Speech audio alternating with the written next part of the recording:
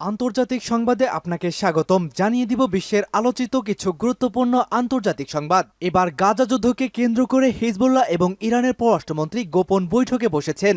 আর এ থেকেই আসতে পারে ইসরায়েল ধ্বংসের নতুন এক পরিকল্পনা। এ বিষয় প্রকাশ হওয়ার পরেই থরকম্প শুরু হয়ে গেছে বেনিয়ামিন নেতানিয়াহুর। জানিয়ে দিব এ ব্যাপারে একটি গুরুত্বপূর্ণ প্রতিবেদন। ভিডিওটি সম্পূর্ণ দেখতে থাকুন।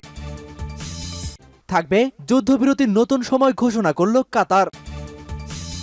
শেষ রক্ষা আর হলো না, ইউরোপের দেশ স্পেন এবার ফিলিস্তিনকে রাষ্ট্র হিসেবে স্বীকৃতি দিয়েছে। এদিকে এবার পুরোপুরি কপাল পড়েছে ইসরায়েলের। পুতিন এবং শি জিনপিং নিয়ন্ত্রিত যে নতুন ব্রিক্স জোট প্রতিষ্ঠিত হয়েছে তারা ইসরায়েলের তুমুল নিন্দা করেছে, সাথে সাথে পশ্চিমাদের চরম হুঁশিয়ারিও দিয়েছে।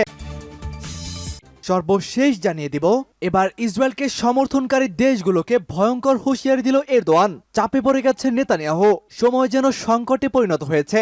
অস্তিত্ব বাঁচাতে এবার গাজার সঙ্গে যুদ্ধবিরতিতে রাজি হয়েছে ইসরায়েল। একটি প্রতিবেদনে জানা গেছে গোটা বিশ্বে আমেরিকা ব্যতীত আর কোনো দেশই ইসরায়েলকে সমর্থন জানাচ্ছে না।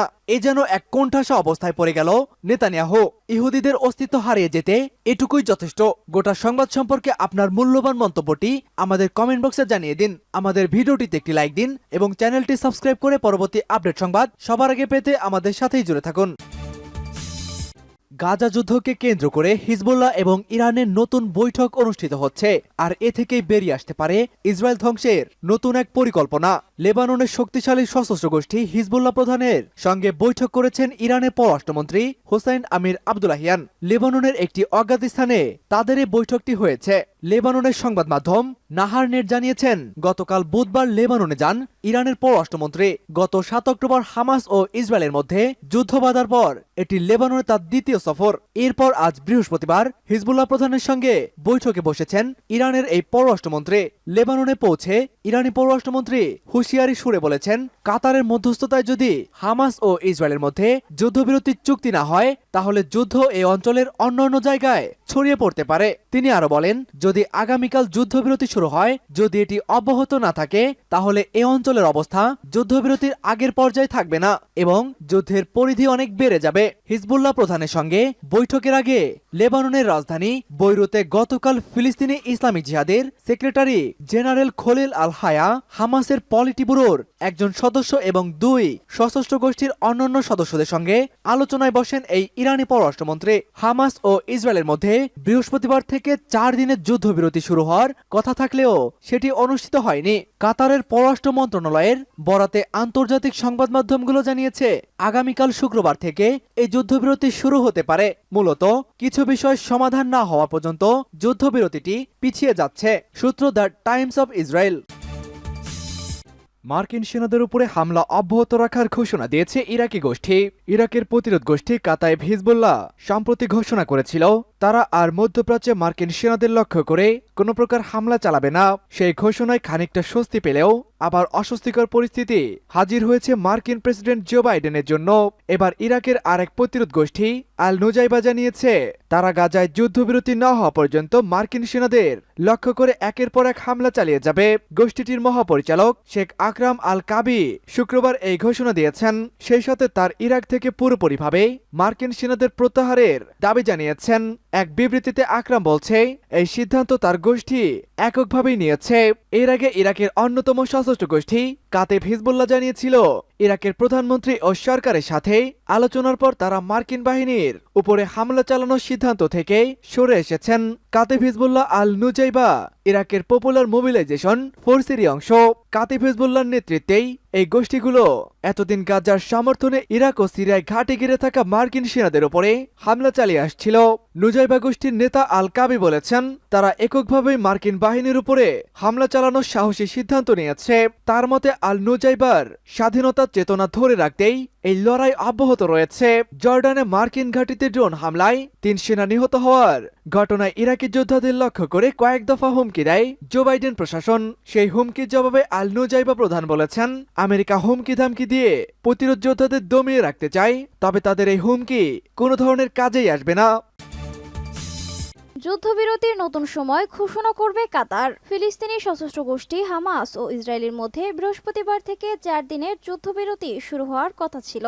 কিছু কারণে সেটি পিছিয়ে গেছে, তবে যুদ্ধবিরতির সম্ভাবনা এখনও ভেস্তে যায়নি। হামাস ও ইসরায়েলের মধ্যে যুদ্ধবিরতির মধ্যস্থকারী দেশ কাতারের পররাষ্ট্র মন্ত্রণালয় বৃহস্পতিবার জানিয়েছে কয়েক ঘন্টার মধ্যে তারা জানাবে যুদ্ধবিরতি কখন থেকে শুরু হবে। খবর টাইমস অফ ইসরায়েলের। কাতারের একটি কূটনৈতিক সূত্র জানিয়েছে শুক্রবার সকাল থেকে যুদ্ধবিরতি শুরুর সম্ভাবনা রয়েছে।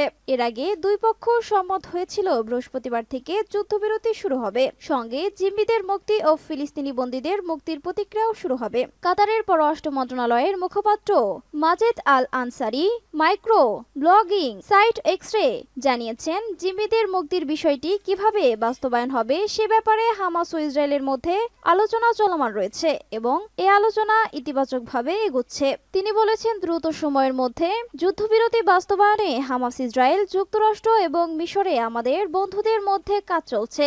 এছাড়া দুই পক্ষ যুদ্ধবিরতি চুক্তির শর্ত যেন মানে সে বিষয়টি নিশ্চিতে যা প্রয়োজন তা করা হচ্ছে। হামাস ও ইসরায়েলের মধ্যে যদি শুক্রবার থেকে যুদ্ধবিরতি শুরু হয় তাহলে আগামী 4 দিনের মধ্যে হামাস 50 জিম্মিকে মুক্তি দেবে। অপরদিকে ইসরায়েল তাদের কারাগার থেকে 150 জিম্মিকে মুক্তি দেবে। দুই পক্ষই মূলত নারী ও শিশুদের মুক্তি দেবে। ফিলিস্তিন রাষ্ট্রকে স্বীকৃতি দেওয়ার পক্ষে স্পেনের পররাষ্ট্রমন্ত্রী হোসে ম্যানুয়েল আলবারেজ জানিয়েছেন তারা ফিলিস্তিন রাষ্ট্রকে স্বীকৃতি দেওয়ার পক্ষে এবং খুব স্বল্প সময়ে মানবিক যুদ্ধবিরতি হবে বলে তারা আশা করছেন। স্প্যানিশ রেডিও স্টেশন আরএনই এর সাক্ষাৎকারে আলবারেজ বলেন একটি ফিলিস্তিনি রাষ্ট্র মধ্যপ্রাচ্য শান্তির জন্য সর্বভৌমত্ব গ্যারান্টি হবে। স্পেনের প্রধানমন্ত্রী পেদ্রো সানচেজ বেলজিয়ামের প্রধানমন্ত্রী আলেকজান্ডার ডি ক্রুর সাথে বৃহস্পতিবার ইসরায়েল ও অধিকৃত ফিলিস্তিনি অঞ্চলে ভ্রমণ করবেন বলে আশা করা হচ্ছে। এদিকে দক্ষিণ গাজা উপত্যকার খান ইউনিসের একটি কবরস্থানে বুধবার একটি গণকবরে বেশ কয়েকজন ব্যক্তির লাশ দাফন করা হয়েছে। নীল টারপলিনে মোড়ানো লাশগুলোকে স্ট্রেচারে করে নামানো হয়। লাশগুলো বালুকাময় গর্তে ধীরে ধীরে দাফন করা হয়। কিছু কবর শিশুদের জন্য খনন করা হয়েছে।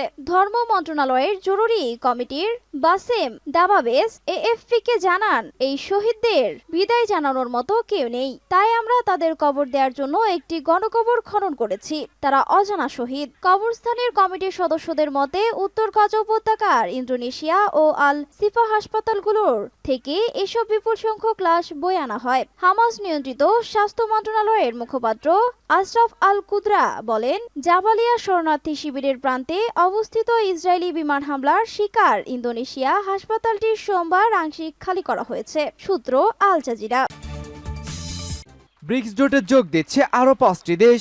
গত বছর আমন্ত্রণ জানানোর পর এবার তারা জোটে যোগ দেওয়ার সিদ্ধান্ত জানিয়েছেন। বুধবার বার্তা সংস্থা রয়টার্সের এক প্রতিবেদনে এমন তথ্য জানানো হয়েছে। দক্ষিণ আফ্রিকার পররাষ্ট্রমন্ত্রী নালেদি পান্ডোর বুধবার জানিয়েছেন 5টি দেশ জোটে যোগ দেওয়ার কথা নিশ্চিত করেছে। দেশগুলো হলো মিশর, ইথিওপিয়া, ইরান ও সৌদি আরব এবং সাথে সংযুক্ত আরব আমিরাত। গেল বছর তাদের আমন্ত্রণ জানানো হয়েছিল। গত বছরের আগস্টে জোহানবার্গে ব্রিক্স সম্মেলন অনুষ্ঠিত হয়েছিল। ওই সময় আর্জেন্টিনা সহ 6 দেশকে জোটে অংশগ্রহণের আমন্ত্রণ জানানো হয়েছিল, তবে এতে যোগ না দেওয়ার সিদ্ধান্ত জানায় আর্জেন্টিনা সরকার।